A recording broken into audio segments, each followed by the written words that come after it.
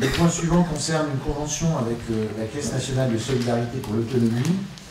Alors, je précise, on se situe dans le cadre de deux actions que l'agglomération conduit.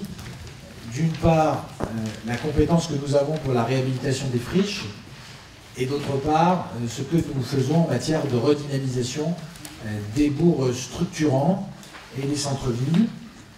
Donc pour ce qui est des centres-villes, ça concerne l'appui qu'on a donné à Action Cœur de Ville, notamment en ingénierie.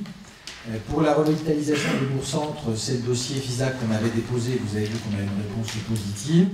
Ça concerne aussi le fait qu'on porte le projet et l'emploi de redynamisation du bourg-centre pour Raon-l'Étape suite à l'appel à projet État et département, l'étude de PFL sur le centre-ville de Raon-l'Étape et la candidature à l'atelier des territoires qui a été retenue donc, pour la ville de Saint-Dié et les différentes communes qu'on définit comme des bourgs structurants. Donc, à ce titre, l'agglomération a vocation à soutenir des démarches de redynamisation dans les communes de Corcieux, Fraise, Plainfin, Moyen-Moutier, Senones, Provence-Chalais-Colroy, Raon-l'Étape et Saint-Dié-les-Vosges. Et c'est la raison pour laquelle on a souhaité porter le projet d'une étude de design qui serait menée sur les deux bâtiments qui vont devenir des friches hospitalières, des hôpitaux locaux de Senones et de Raon-l'Étape.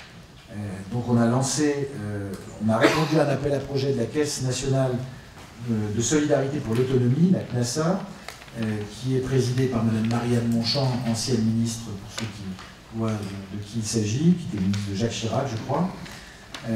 On a répondu avec cet intitulé « Réhabilitation de 2 friches hospitalières, co-construire de nouveaux espaces et de nouveaux services dans un territoire inclusif afin d'accueillir de nouvelles façons de bien vivre en situation de handicap et de perte d'autonomie. » L'idée, c'est quoi? C'est de pouvoir avoir des gens qui nous aident à réfléchir sur le devenir de ces bâtiments, sachant que, je précise tout de suite, que ce sont plutôt, en première analyse, des projets soit communaux, soit privés, qui ont vocation à s'installer dans ces bâtiments.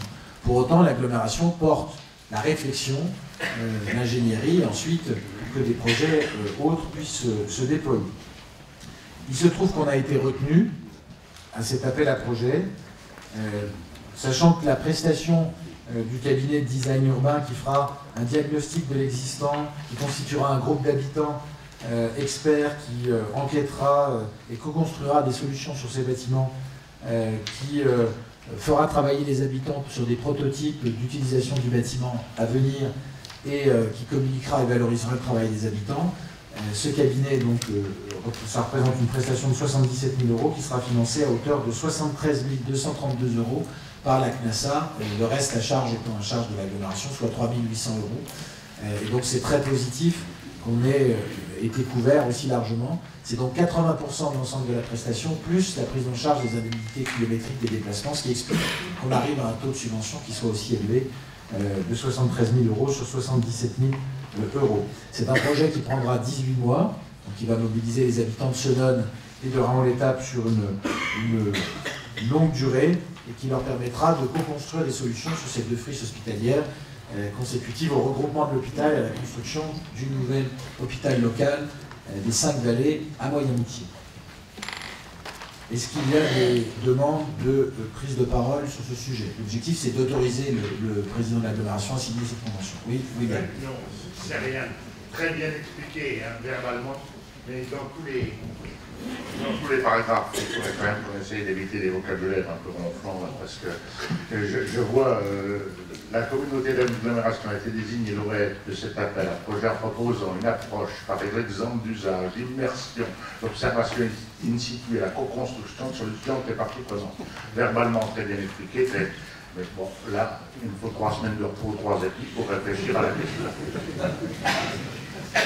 Écoute, si tu prends 3 semaines de repos, je préférerais que ce soit ailleurs qu'aux 3 épis, parce que c'est pas dans l'agglomération. Et qu'a priori, on ne va pas passer le col de sitôt. Hein. Même si je pense que ça ferait du bien à nos finances d'aller jusque là-bas.